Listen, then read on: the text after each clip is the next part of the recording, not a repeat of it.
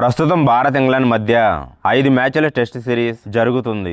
ఇప్పటికే తొలి టెస్టు పూర్తవగా అందులో టీమిండియా 5 వికెట్ల తేడాతో ఇంగ్లాండ్ చేతిలో వాడింది. రెండో టెస్టు ఎడ్జ్బాస్టన్ వేదికగా జూలై 2 నుంచి ఆరంభం కానుంది. ప్రస్తుతం భారత జట్టు టెస్టు కోసం కసరత్తులు చేస్తుంది. వీడియోను చూసే ముందు చిన్న రిక్వెస్ట్ అండి, వీడియోను లైక్ చేసి మీ సపోర్ట్ ని తెలియజేయండి. మొదటిసారి మన ఛానల్ ను చూస్తున్నట్లయితే సబ్స్క్రైబ్ చేసుకుని పక్కనే ఉన్న బెల్ ఐకాన్ ని ఆన్ చేసుకోండి.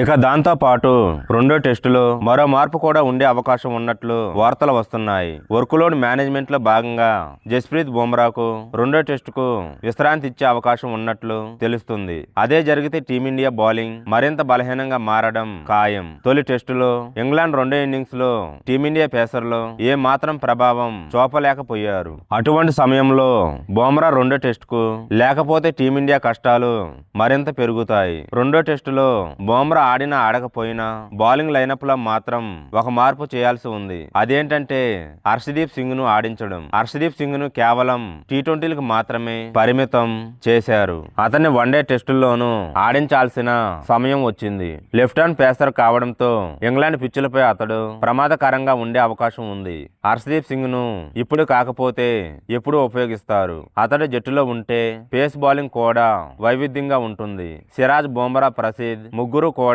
కుడి చేతి వాటం బౌలర్లే. జాహీర్ ఖాన్ రిటైర్మెంట్ తర్వాత మరో లెఫ్ట్ హ్యాండ్ పేసర్ను భారత్ తయారు చేయలేకపోయింది.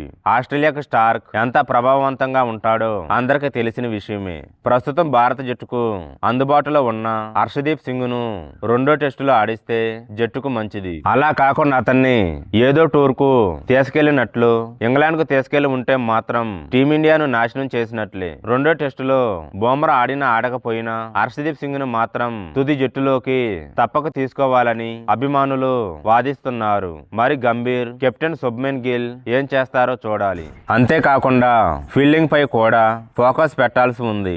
ముఖ్యంగా స్లీవ్ క్యాచ్ల విషయంలో యశస్వి జైస్వాల్ ఏకంగా 4 క్యాచ్లను డ్రాప్ చేసి మూల్యం చెల్లించాడు. అతడు ఆ క్యాచ్లను అందుకొని ఉంటే టీమిండియాకు తొలి ఇన్నింగ్స్ లో ఏకంగా 150 పరుగుల ఆధిక్యం వచ్చి ఉండేది. కనీసం డ్రా అయినా చేసుకొని ఉండేవాళ్ళం.